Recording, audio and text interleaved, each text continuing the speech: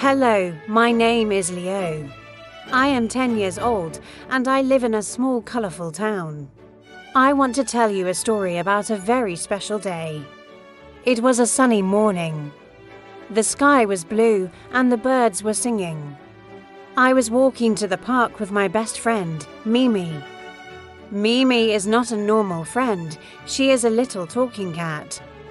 She is funny, smart, and loves adventures. Mimi jumped happily and said, "Leo, today feels like an adventure day." I laughed and said, "Every day feels like an adventure with you, Mimi." When we arrived at the park, we saw many children. Some were playing football, some were riding bikes, and some were eating ice cream. Then I saw something beautiful, a big red balloon. It was floating in the air. A little boy was holding it tightly. He looked very happy. Mimi whispered, "That balloon looks magical." I smiled. "It's just a balloon, Mimi," but Mimi's eyes were shining. I have a feeling something will happen. Suddenly, the wind started to blow, whoosh. The balloon moved up and up. The little boy shouted, "My balloon." "Come back." He tried to catch it, but it was too late. The balloon flew into the sky. The boy looked sad. Tears came into his eyes. I felt bad for him. Mimi looked at me and said, "Leo, we must help him." I nodded, "Yes." "Let's go." We started running. The balloon was flying over the trees. Mimi jumped on a bench and pointed, "It's going that way." We ran past the swings, past the fountain, and out of the park. The balloon floated over the street. Cars were passing by. People looked up and said, "Wow, look at that balloon," Mimi shouted. "Balloon. Stop flying," I laughed. "Mimi, it can't hear you." Mimi said, "Maybe it can." The balloon went into a small market. It floated above fruit shops and bread stores. Then it got stuck right on top of a very tall sign. "Oh no," I said.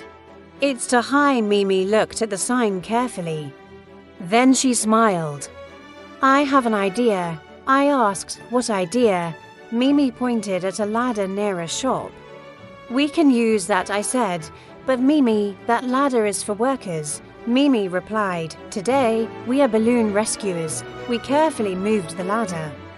I climbed slowly. My hands were shaking. Mimi stayed on the ground and said, "Be careful, Leo. Don't fall." I said, "I'm trying." The balloon was so close. Just a little more. I reached out my hand. Almost.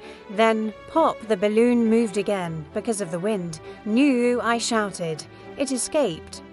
Mimi gasped, "It's still running away." We ran again. The balloon floated toward the river. The water was shining in the sunlight.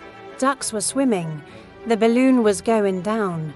Slowly, Mimi said, "This is our last chance." I nodded. Yes, near the river, we saw an old man with a small boat. Mimi ran to him and said, "Excuse me, sir, can we borrow your boat?" The old man blinked. "A talking cat." Mimi smiled. "Yes." "Sir, long story." The man laughed. "All right, go save the balloon." We got into the boat. The balloon was now very low. It touched the water a little. I reached out. Splash, my hand got wet. Mimi shouted, "Leo, you can do it." I stood carefully. I reached again, and this time I grabbed the string. "I got it," I shouted. Mimi cheered, "Yay." Balloon saved. We quickly went back to the park. The little boy was sitting on a bench, still sad. When he saw us, his eyes opened wide. My balloon, I gave it to him. He smiled so big. "Thank you." "Thank you so much," Mimi said proudly. "We are balloon heroes." The boy laughed. "You have a funny cat," I smiled. "She is the best." The sun was starting to set. The park looked golden and beautiful. The little boy went home happily with his balloon. Mimi and I sat on the grass. Mimi said, "Leo, today was amazing." I nodded double quotes yes. A simple balloon became a big adventure. Mimi smiled. And we helped someone. That is the best part. I looked at the sky and said, "Every day can be a story."